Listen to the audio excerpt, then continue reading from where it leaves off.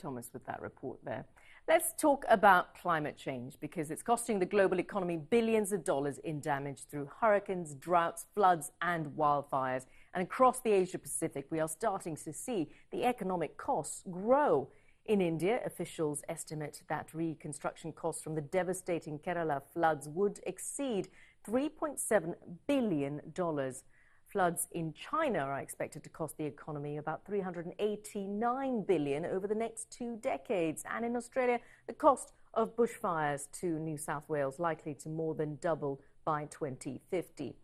Over in Japan, the country battled extreme rainfall in July and the most recent typhoon Jebi.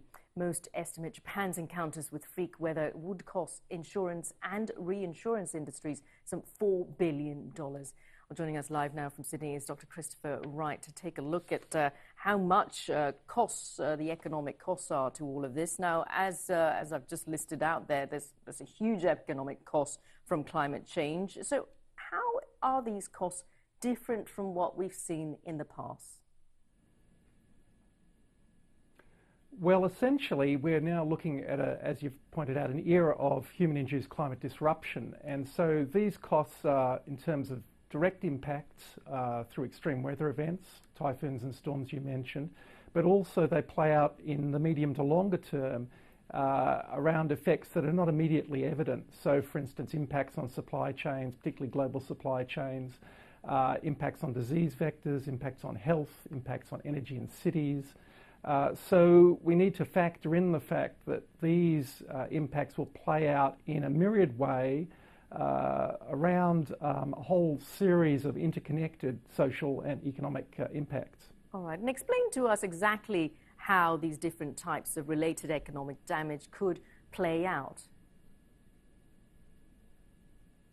Well, a good example would be to look at the floods that impacted Bangkok in 2011, which are estimated to have cost around $45 billion in costs for global supply chains. So many large manufacturers, global manufacturers, locating their inventory and logistics in hubs like Bangkok. And in those floods which locked down those distribution centres for several months, those costs flowed through the whole global supply chain for auto manufacturers, for electronics manufacturers, etc. So that's one implication of how these ripple effects of climate change have an impact on global economies.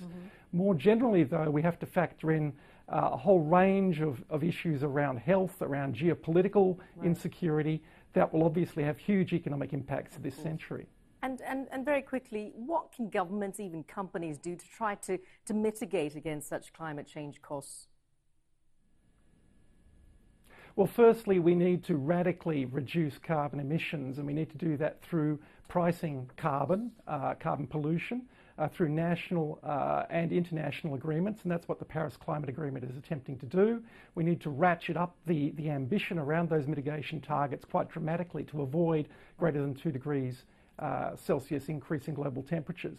That's the first step. Right. And then we need to be thinking about adaptation measures to deal with those pipeline of climate change that we have coming I'm going to have to jump in there. Christopher Wright, thank you so much for joining us there from Sydney to talk about that. And that wraps up this edition of Asia Business Report. I'm Sharon Jigleo.